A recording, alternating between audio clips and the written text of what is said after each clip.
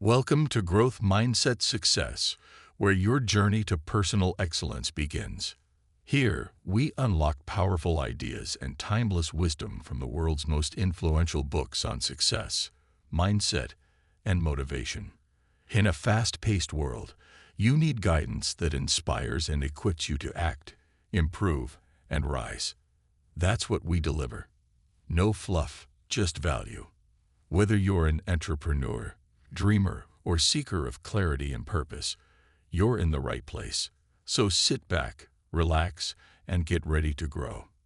If you find value, don't forget to subscribe for weekly book summaries that unlock your full potential.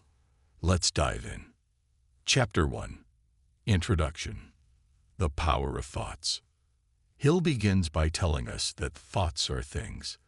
This isn't just a metaphor. The central idea of the book is that the human mind has the ability to shape reality. Thoughts mixed with purpose, persistence, and desire can turn into tangible riches. To prove his point, Hill shares the story of Edwin C. Barnes, a man who dreamed of becoming Thomas Edison's partner. With no money, no status, and no connections, Barnes rode a freight train to Edison's office and boldly expressed his intent. Edison saw determination in his eyes and gave him a chance. Eventually, Barnes sold Edison's dictating machine so successfully that Edison welcomed him as a business partner. Barnes didn't have resources. He had desire, and that was enough. Hill contrasts this with the famous story of 3 feet from gold. A man abandoned his mining efforts when he was just 3 feet away from striking one of the richest veins of gold in Colorado. He sold his equipment for scraps, and the next owner struck fortune almost immediately. The moral: many give up just before success arrives. The difference between success and failure is often persistence. Hill emphasizes that this principle doesn't just apply to gold mines or business ventures. It applies to every area of life. Countless dreams are lost not because people lacked talent, but because they lacked the courage to keep going when things became difficult. He reminds us that temporary defeat is not permanent failure, but a signal to learn, adjust, and press forward. History is filled with men and women who succeeded only after enduring repeated setbacks. Abraham Lincoln lost multiple elections before becoming one of the greatest U.S. presidents, and Thomas Edison himself failed thousands of times before creating the light bulb. Each failure carried with it a seed of success, a lesson that pushed them closer to their ultimate goal. Hill's message is clear. If you quit too early, you may be abandoning your own gold vein just before striking it.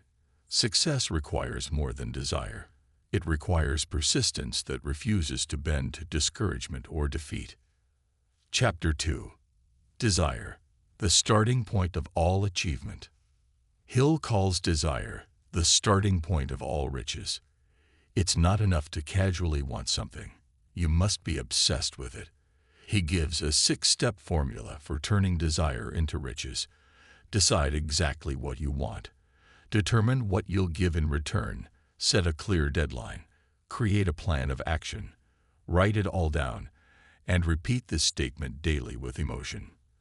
By doing so, you reprogram your mind to believe that your goal is already on its way. Hill's personal story makes this principle unforgettable. His son was born without normal ears, and doctors declared he would never hear or speak. But Hill refused to accept this limitation. Instead, he planted belief and desire in his son's mind, treating him as though he was capable. Against all odds, his son learned to hear with a special device, developed normal speech, and grew into a successful man. Desire, when strong enough, overcomes even nature's obstacles. Hill insists that weak wishes or vague hopes have no creative power. Desire must be definite, burning, and crystal clear. It has to become an obsession that dominates your thoughts day and night. People often say they would like to be rich or successful, but that kind of casual longing will never carry them through the storms of failure and delay. What transforms dreams into reality is an unwavering hunger that refuses to be denied. When a person commits to a goal with such intensity that they are willing to sacrifice comfort, time, and even relationships if necessary, they begin to tap into the mental energy Hill describes. The six-step method he outlines may sound simple, but its power lies in repetition and emotion. Writing down a goal is not just an exercise in planning. It imprints the desire deeper into the subconscious mind. Repeating it aloud each day with conviction reinforces the belief that it is possible. Over time, this belief becomes so strong that the mind begins working unconsciously to find paths, opportunities, and resources to fulfill it. Hill also warns against confusing desire with daydreaming. Desire is active, not passive. It demands discipline, planning, and daily focus. For instance, a young entrepreneur may dream of starting a company, but unless that dream is tied to a concrete plan, saving money, acquiring skills, networking with mentors, it will fade into nothingness. True desire pushes you to wake up early, work late, and endure hardship without losing sight of the vision. He uses the example of historical figures like Thomas Edison and Henry Ford to drive home this lesson. Edison's burning desire to create a practical light bulb kept him experimenting despite thousands of failures. Ford's obsession with building an affordable automobile made him push past critics who told him it couldn't be done.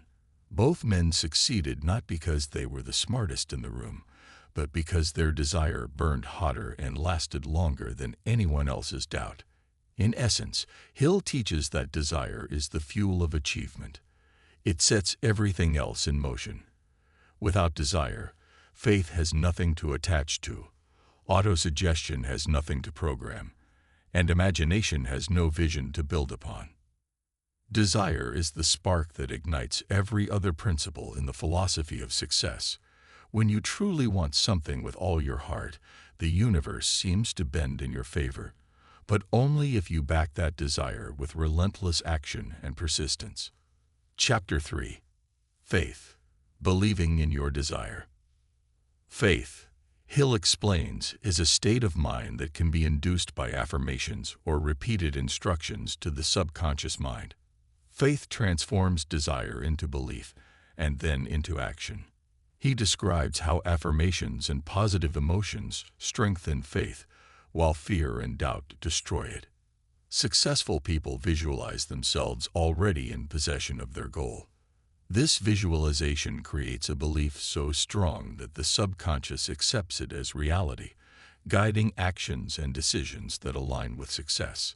Hill makes it clear that faith is not something you are born with, it is something you create. By repeating affirmations with emotion, you gradually build confidence, even if you start with none. Just as a muscle grows stronger with exercise, faith strengthens with consistent practice. He also emphasizes the role of emotions. Words spoken without feeling are lifeless, but words charged with passion penetrate the subconscious. This is why he urges readers to speak their goals with energy, conviction, and certainty, as if the outcome is already guaranteed. Over time, these affirmations replace doubt with confidence and fear with courage. Hill reminds us that doubt and faith cannot coexist. One will always dominate. By choosing to dwell on belief, we starve doubt of its power. He also points to countless success stories where faith was the deciding factor. Inventors, entrepreneurs, and leaders often faced ridicule and obstacles, but their unwavering faith carried them forward when logic suggested giving up. Henry Ford's faith in his vision of the automobile, despite repeated setbacks, illustrates this principle vividly. Faith provided the persistence he needed to turn what seemed impossible into reality. Hill also links faith to the law of attraction, long before the phrase became popular. When you believe deeply in your vision, you radiate that belief in your actions, speech, and energy.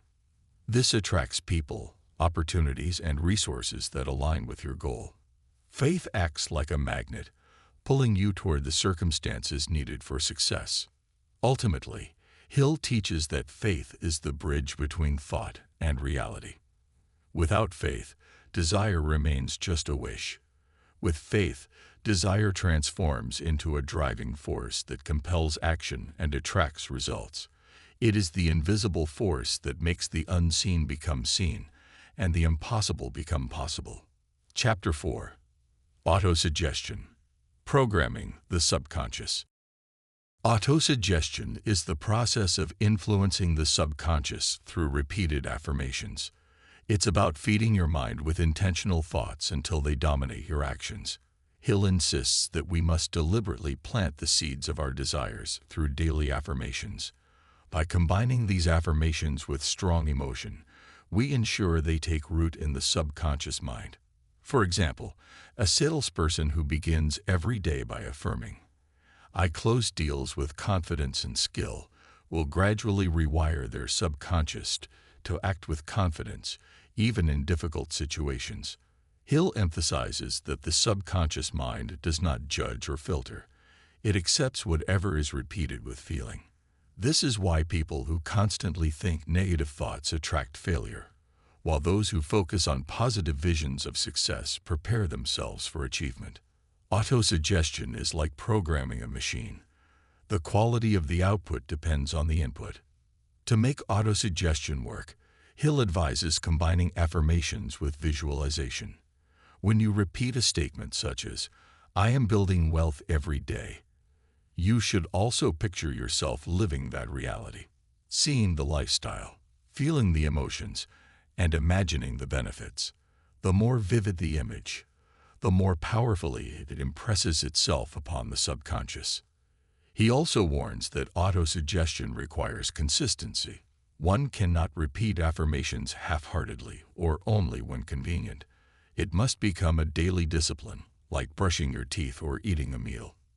Over time, the subconscious will begin to act as if the goal is already accomplished, nudging you toward decisions and actions that align with it.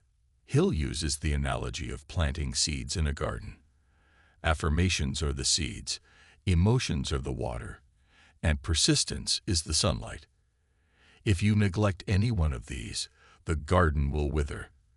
But if you nurture it daily, the seeds of desire will grow into a strong conviction that shapes your destiny. Modern psychology supports Hill's view, showing that repeated affirmations and visualizations can rewire neural pathways in the brain. Athletes, for example, often practice mental rehearsals before competing, training their minds to act with precision under pressure. This is autosuggestion in action, conditioning the subconscious to perform successfully even before the event occurs. Ultimately, Hill's lesson is clear. We are constantly programming our subconscious mind, whether we realize it or not. By consciously choosing affirmations that reflect our highest goals, we take control of this process and direct our mental energy towards success. Autosuggestion is not magic. It is the deliberate training of the mind to believe, act, and create in harmony with our desires. Chapter 5. Specialized knowledge. Knowledge applied to action. Hill differentiates between general knowledge, which schools provide, and specialized knowledge, which leads to success. General knowledge might help you pass exams, but specialized knowledge helps you create value in the real world. Wealthy individuals seek out and apply specialized knowledge, often by collaborating with experts. Henry Ford, for instance, didn't know everything about engineering, but he surrounded himself with people who did. The lesson is simple: never stop learning, and don't be afraid to lean on experts who can fill the gaps in your own understanding. Hill also points out that knowledge alone is not power. It becomes power only when it is organized and directed toward a definite purpose. Many people spend years accumulating information, yet fail to use it to achieve anything meaningful. Specialized knowledge becomes valuable only when it is applied to solving problems, creating innovations, or serving others in practical ways.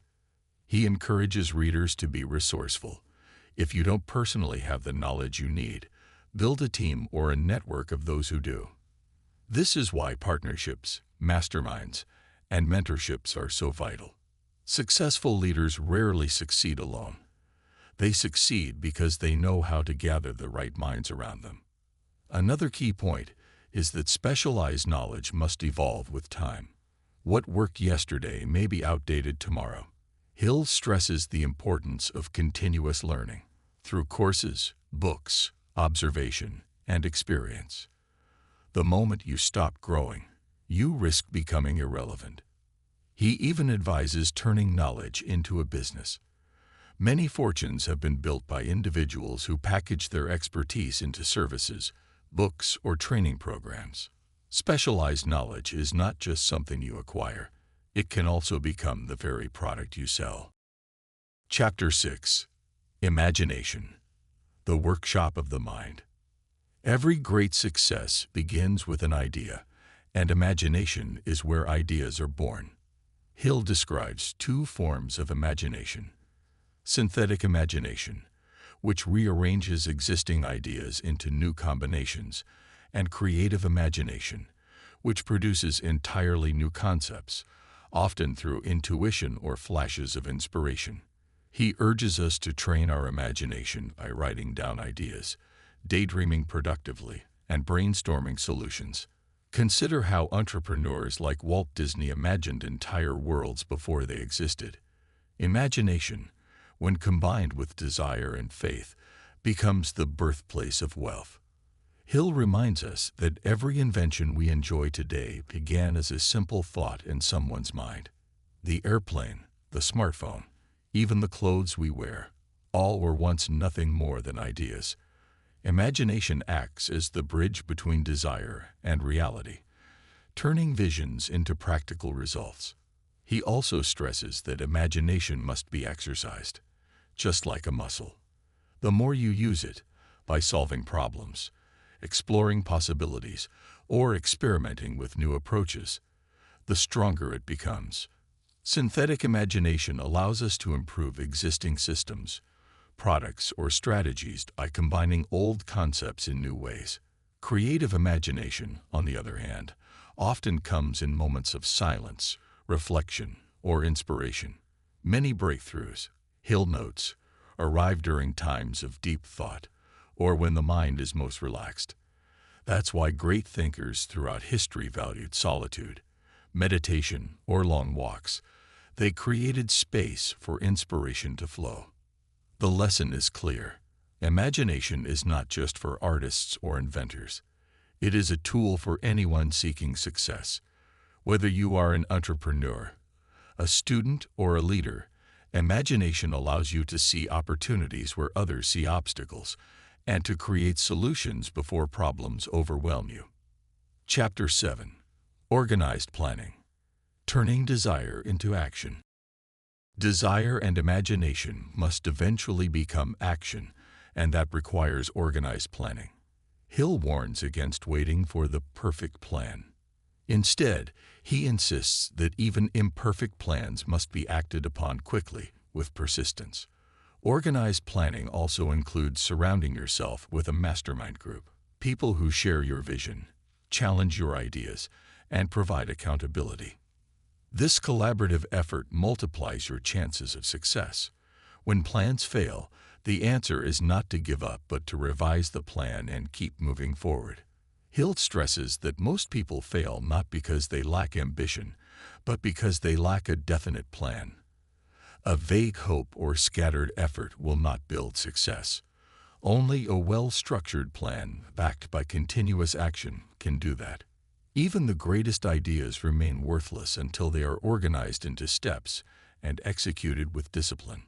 He explains that the mastermind principle is especially powerful here. By aligning yourself with people of diverse talents, you gain access to perspectives and solutions that you could never generate on your own. One individual may have vision, another may have technical expertise, and another may provide resources. Together, they create a synergy far stronger than the sum of their parts. Hill also emphasizes flexibility. A plan is not carved in stone.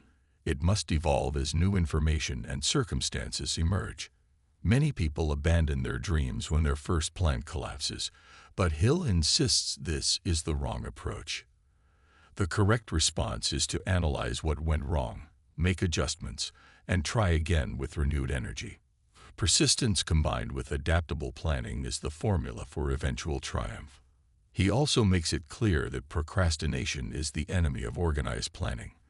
Waiting for the right time or endlessly perfecting details keeps many people stuck in preparation without progress. Success belongs to those who take immediate action, refine their plans along the way, and learn by doing rather than waiting. Practical examples reinforce this point. Henry Ford's first automobile designs were clumsy and inefficient, but by continuously refining his plans and processes, he eventually produced the revolutionary Model T. Similarly, many successful businesses today started with simple, imperfect beginnings, yet through organized planning and persistence, they grew into global enterprises. Ultimately, Hill shows us that organized planning is the engine that turns dreams into reality. Desire provides the fuel, imagination provides the design, but only planning and execution put the vehicle into motion. Without a plan, goals remain fantasies. With a plan, they become inevitable. The first 7 chapters of *Think and Grow Rich* lay the foundation for personal achievement. They show us that success begins with a burning desire, grows through faith, is nourished by autosuggestion, strengthened with specialized knowledge, shaped by imagination, and executed through organized planning. This foundation is not theory, it is a practical roadmap. Part 2 of the book builds on these principles, introducing persistence, decision-making, mastermind alliances, and the battle against fear. But without the foundation of Part 1, the advanced principles cannot stand. Remember, your thoughts, when combined with desire and persistence, have the power to create the life you dream of.